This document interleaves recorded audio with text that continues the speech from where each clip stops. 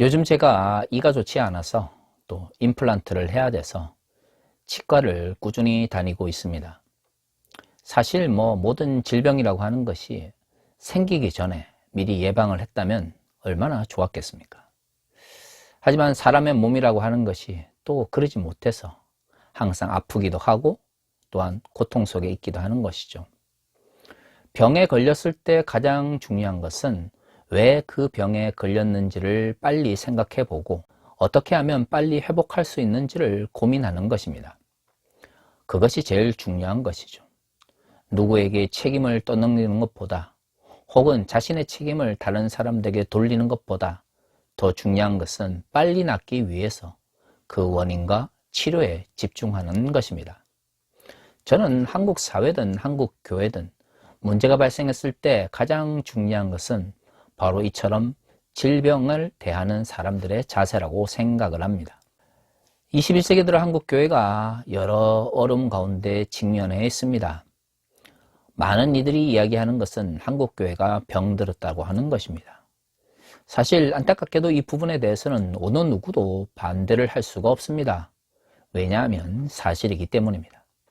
그렇다면 지금 우리에게 필요한 것은 누구에게 그 책임을 돌릴 것인가, 혹은 자신의 책임을 다른 사람에게 떠넘길 것인가가 아니라 왜 한국교회가 병들게 되었는지, 어떻게 하면 이 질병으로부터 벗어날 수 있는지를 고민하고 그리고 실천하는 것이죠.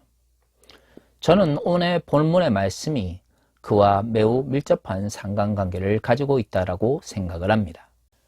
갈라디아 교회는 바울이 사랑하는 교회였습니다. 하나님의 말씀을 열심히 전파했고 또한 가르쳤으며, 또한 바울과 함께 신앙생활을 할 때 그들의 삶 가운데서 예수 그리스도의 모습이 나타났기 때문입니다. 문제는 바울이 전도 여행을 위해서 갈라디아를 떠났을 때에 생겨나게 됩니다. 성경을 통해서 우리가 연구할 때에 가장 어려운 것은 성경은 참 많은 것들을 우리에게 이야기를 하고 있지만 그렇다고 해서 모든 것들을 말하고 있지는 않다는 데 있습니다. 가만히 살펴보면 지역적으로 별 상관계가 없어 보이는 고린도 교회와 갈라디아 교회는 서로 유사한 문제를 안고 있었습니다. 율법에 대한 실천이 중요해진 것이죠.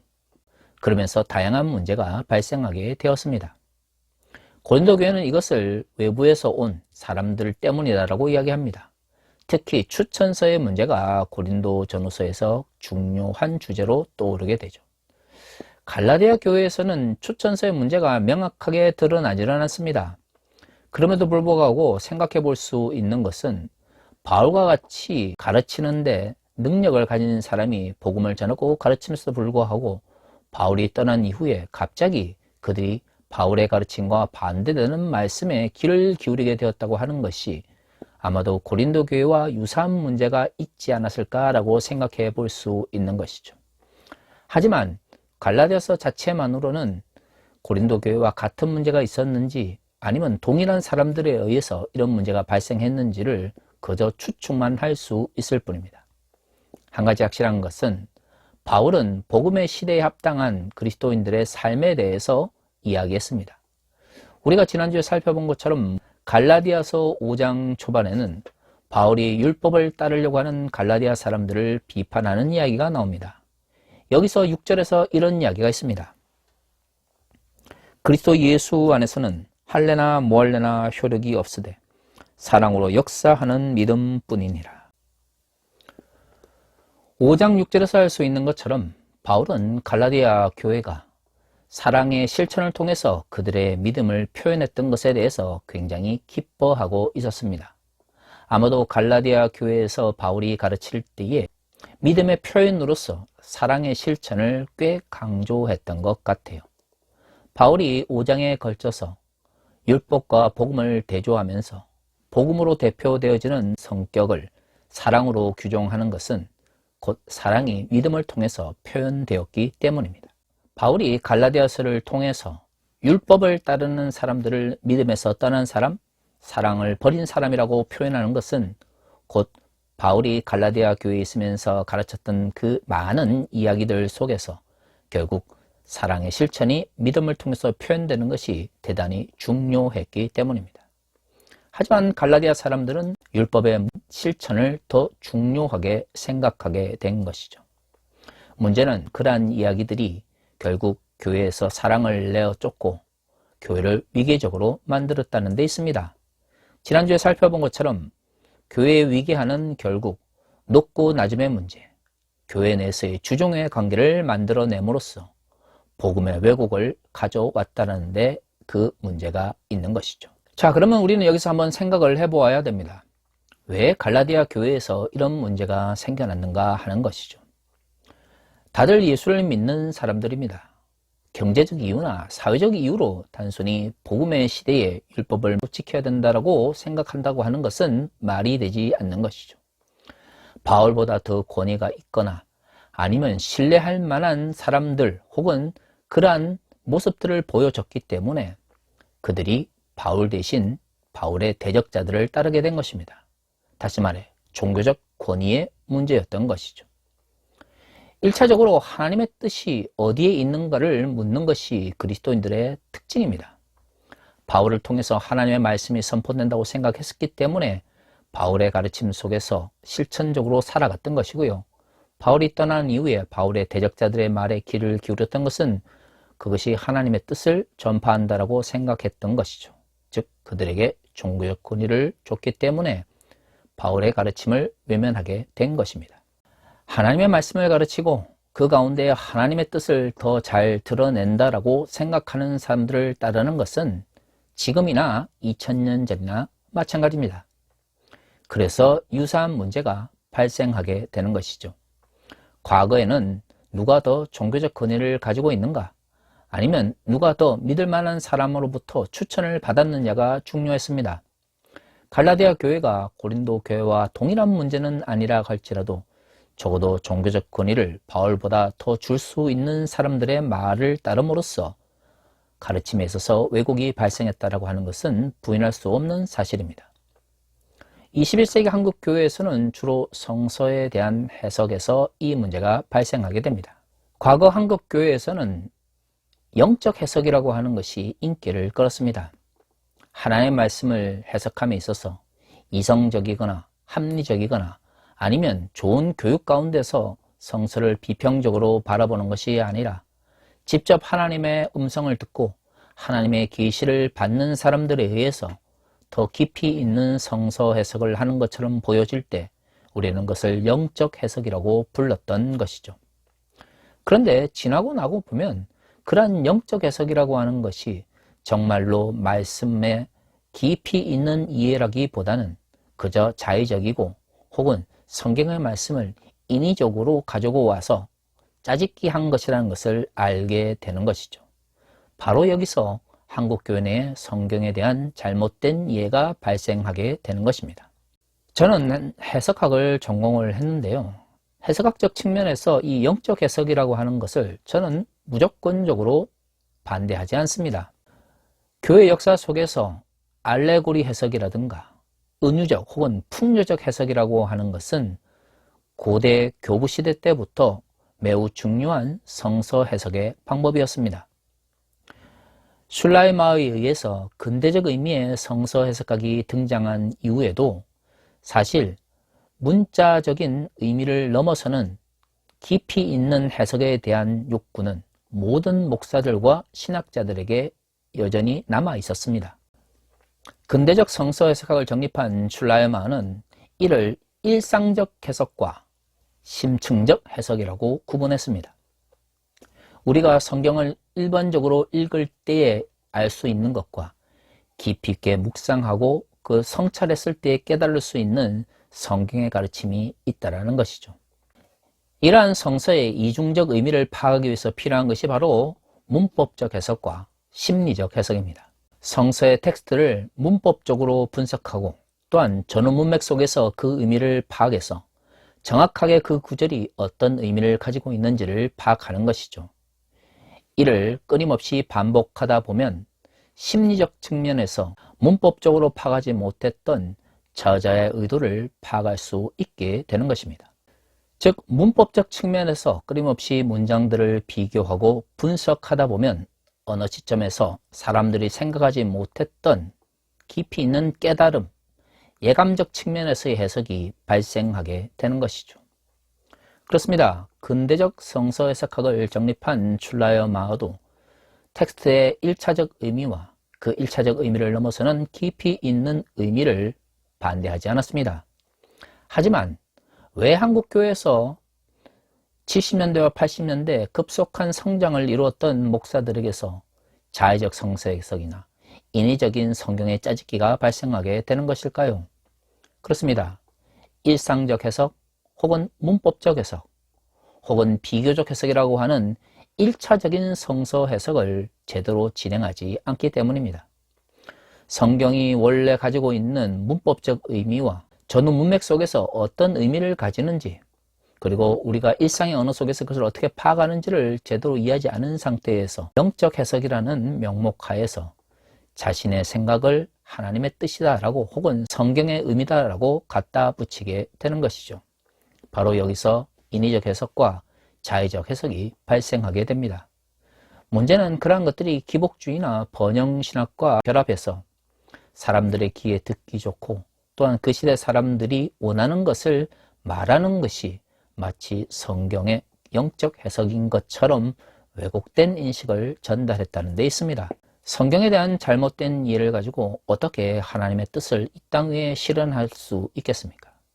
한국교회가 성장하고 대형화될수록 점점 시민사회 영역으로부터 비판받고 하나님의 뜻으로부터 멀어지며 교회 내에서도 큰 비판이 나오고 있는 것은 이렇게 왜곡된 성서에 대한 이해와 해석이 결국 그리스도인들을 하나님의 뜻에서 멀어지게 했기 때문입니다. 바울은 오늘의 본문을 통해서 율법을 문자적으로 따르려고 하는 사람들을 비판하면서 성령 안에서 믿음을 통하여 사랑을 실천할 것을 이야기합니다. 여기서 성령을 강조하면서 바울이 결국 우리가 다음에 살펴보게 될 성령의 열매를 강조하는 것이죠.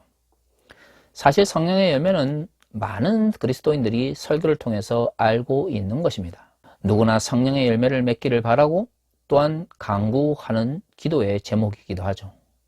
문제는 우리의 일상 속에서 어떻게 강구하고 그렇게 원함에도 불구하고 성령의 열매가 맺어지지 않기 때문입니다. 왜 그럴까요? 그렇습니다. 성령의 열매를 맺기 위해서는 하나의 전제 조건이 갖춰져야 합니다. 그저 열심히 강구하고 매달린다고 해서 성령의 열매를 맺을 수 있는 것이 아닌 것이죠. 그 전제 조건을 오늘 성경은 이렇게 말하고 있습니다. 너희가 만일 성령의 인도하시는 바가 되면 율법 아래에 있지 아니하니라. 그렇죠. 성령의 열매를 맺기 전에 가장 먼저 해야 되는 것은 율법 아래에 있어서는 안 되는 것입니다. 계속 율법 아래에 머물면서 성령의 열매를 맺으려고 한다면 그 사람은 결코 성령의 열매를 맺을 수가 없는 것이죠. 한국교회에서 성령의 열매를 맺으라고 하는 설교는 참으로 많이 나타나는데요.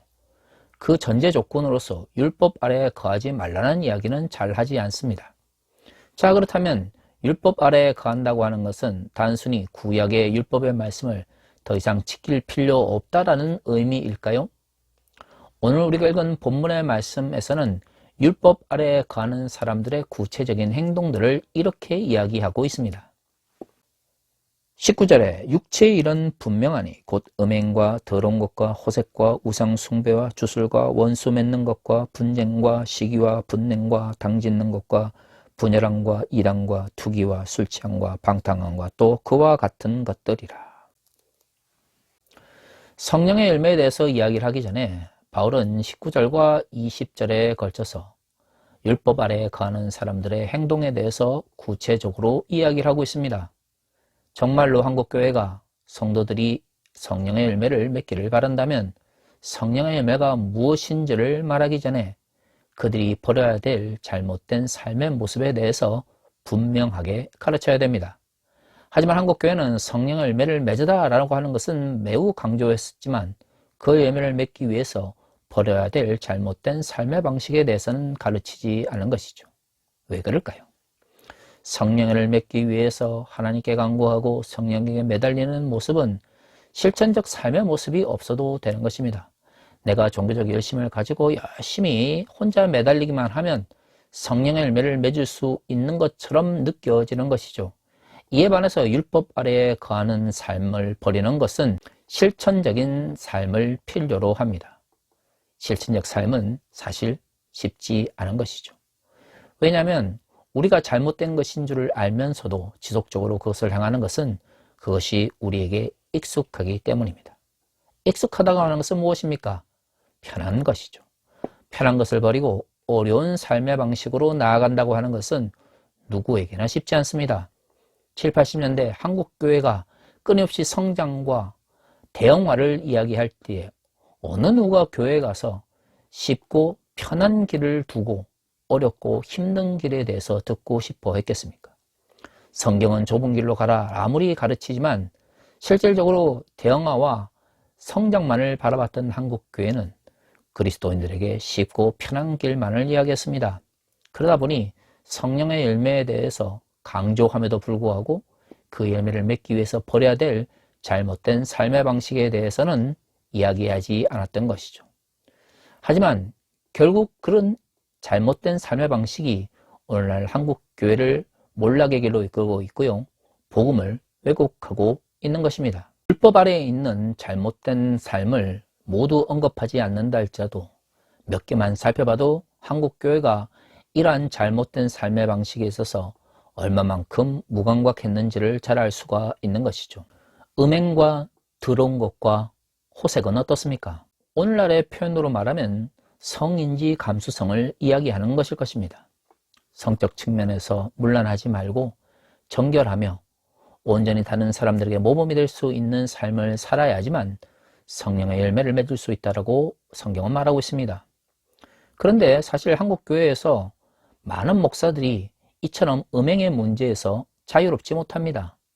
성인지 감수성은 어떤가요? 가부장적인 인식이나 아니면 권력 중독에 빠져서 자신이 행하는 모든 것들은 틀리지 않았다라고 착각하면서 살아가는 것이죠. 교회가 조금만 대형화되면 성폭력이나 성범죄가 발생해도 그 모든 것들을 덮을 수 있다라고 생각하는 것이 오늘날 한국교회 목사들의 성인식입니다.